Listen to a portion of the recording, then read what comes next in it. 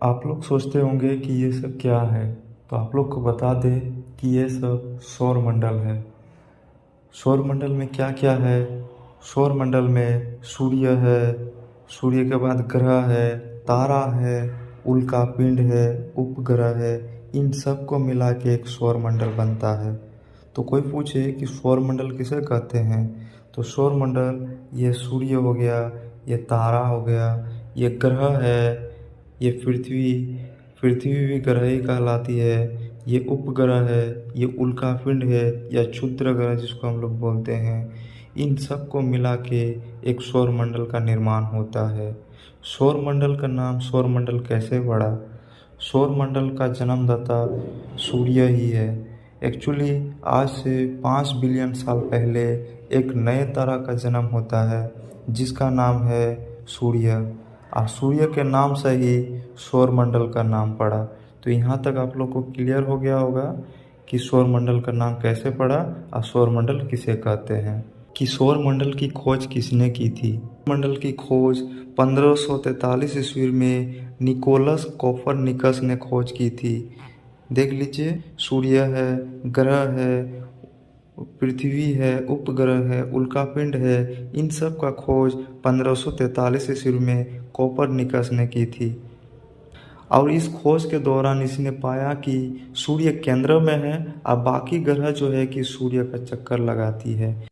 Nicholas Copernicus ने पाया क्या कि सूर्य केंद्र में है और बाकी ग्रह जो है कि सूर्य का चक्कर लगाती है। तो आगे बात करेंगे कि ग्रह कौन कौन सी है। ये हो गया सूर्य। सूर्य के बाद एक ग्रह आती है जिसका नाम है बुध ग्रह। बुध ग्रह के बाद आती है शुक्र ग्रह और शुक्र ग्रह के बाद ये ग्रह आती है पृथ्वी अपना। और पृथ्वी के बाद छोटा जैसा जो दिख रहा है ये है उपग्रह या चंद्रमा कहा जाता है। चंद्रमा के बाद एक ग्रह आती है जिसका नाम है मंगल ग्रह। और मंगल ग्रह के बाद ये जो आपको पट्टी टाइप का दिख रहा है जिसको हम लोग क्षुद्र ग्रह या उल्कापिंड कहते हैं। और इसके बाद एक ग्रह आती है जो बृहस्पति ग्रह। सौर मंडल का सबसे बड़ा अगर कोई ग्रह है तो यह है बृहस्पति ग्रह। अब बृहस्पति ग्रह के बाद ग्रह आती है जिसका नाम है शनि ग्रह। और शनि ग्रह के बाद ये है अरुण। और अरुण के बाद आती है वरुण।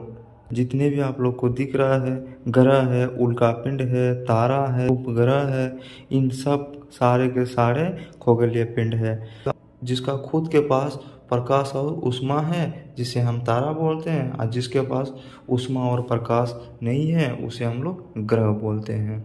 बाकी जितने सारे दिख रहे हैं सब खगोलीय पिंड है। चलिए अब जहाँ पे सूर्य हमें प्रकाश देती है इनके बारे में हम जान लेते हैं। ये जो सौरमंडल में सूर्य दिख रहा है आप लोगों को, एक तरफ से तारा भी बोलते हैं इसको, ये गैसों से मिलकर बनी है। गैस बोले तो इसमें हाइड्रोजन गैस की मात्रा 71% है और हीलियम गैस की मात्रा 26.5% है और अन्य गैस की मात्रा 2.5% है। तो ये जो सूर्य है गैसों से मिलकर बनी है। गैस कौन कौन सी? एक तो हो गया आपका हाइड्रोजन। हाइड्रोजन 71% हो गया, हाइड्रोजन 71% हो गया।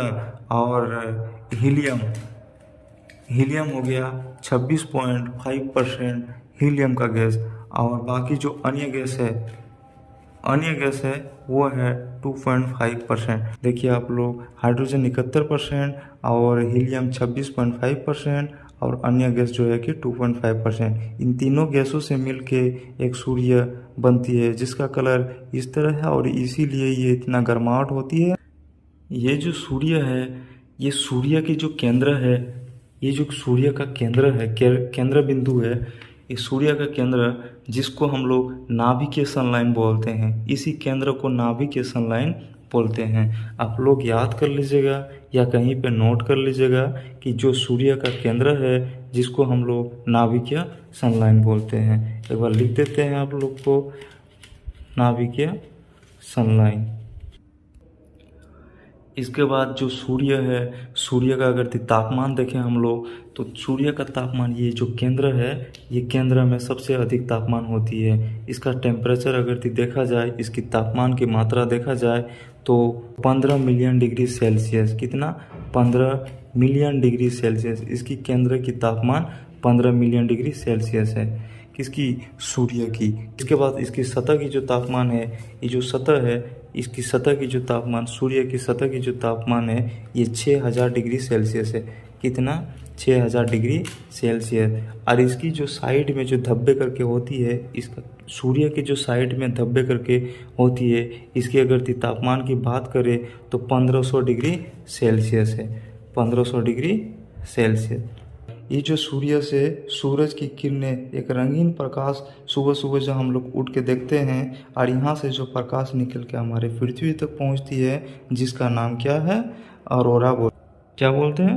अरोरा बोलते हैं इसको।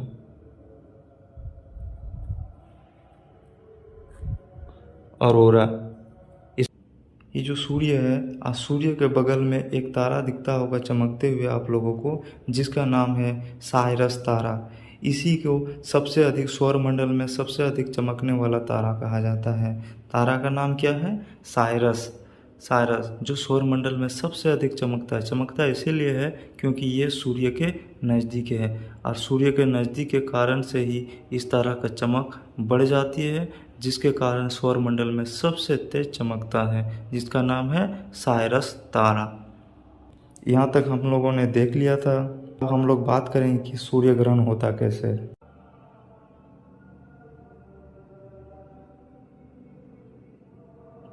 ये जो बुध ग्रह है और शुक्र ग्रह है, ग्रह दीर्घवृत्ताकार में घूमती है और घूमते घूमते अपनी जगह बदल लेती है। इस तरह ये सूर्य है, और सूर्य का सारे के सारे ग्रह सूर्य का चक्कर लगाती है, तो घूमते घूमते घूमते घूमते घूमते अपनी जगह बदल लेती है। शुक्र भी अपनी जगह घूमते घूमते बदल लेती है। उसी तरह ये जो पृथ्वी है, पृथ्वी भी घूमते घूमते अपनी जगह बदल लेती है। चंद्रमा है, चंद्रमा पृथ्वी का चक्कर लगाती है, ये भी घूमते घूमते अपनी जगह बदल लेती है। चंद्रमा घूमते घूमते पृथ्वी की चारों साइड से घूमते घूमते सूरज और पृथ्वी के बीच में आ जाती है। ये सूर्य हो गया और ये पृथ्वी हो गया, इन दोनों के बीच में आ जाती है, तो इस घटना को हम लोग सूर्य ग्रहण बोलते हैं। ये देखिए, ये हो गया सूर्य, ये चंद्रमा और ये पृथ्वी, इन तीनों एक ही क्रम में आ गए हैं, तो इस घटना को हम लोग बोलते हैं क्या? सूर्य ग्रहण। सूर्य का किरण ये पृथ्वी तक नहीं पहुंच पाती है, और वो इसीलिए नहीं पहुंच पाती है क्योंकि बीच में आ गई है कौन? चंद्रमा। ये बीच में चंद्रमा के कारण से ही सूर्य का जो किरण है ये इस पार नहीं आ पा रही है, और इसी घटना को हम लोग सूर्य ग्रहण कहते हैं। आए हो आप लोग समझ गए होंगे कि सूर्य का जो किरण है वो सीधा नहीं पहुंच पाने के कारण कहाँ पे? पृथ्वी, वो टेढ़ा होते हुए पहुंचती है, और जो टेढ़ा होते हुए किरण पृथ्वी तक पहुंचती है, सूरज की किरणें, तो उस किरण को हम लोग बोलते हैं क्या? कोरोना। उस किरण को हम लोग बोलते हैं कोरोना। और उसी तरह और भी किरण है जो सूर्य से निकलते हुए सीधा टेढ़ा होते हुए पृथ्वी तक पहुंचती है, तो उस किरण को हम लोग बोलते हैं एक्स किरण, जो आंखों के लिए हानिकारक है। ये जो सूर्य है और ये जो पृथ्वी है, इसके बीच में जो चंद्रमा आ गई है, और ये 8 मिनट तक ही रहेगी। मतलब सूर्य ग्रहण 8 मिनट तक ही होगा, उससे ज़्यादा नहीं होगा, क्योंकि यह अपना जगह बदल लेगी, ये फिर अपना जगह पे घसक जाएगी। तो आप लोग समझ गए होंगे, 8 मिनट के बाद वो अपना जगह बदल लेती है।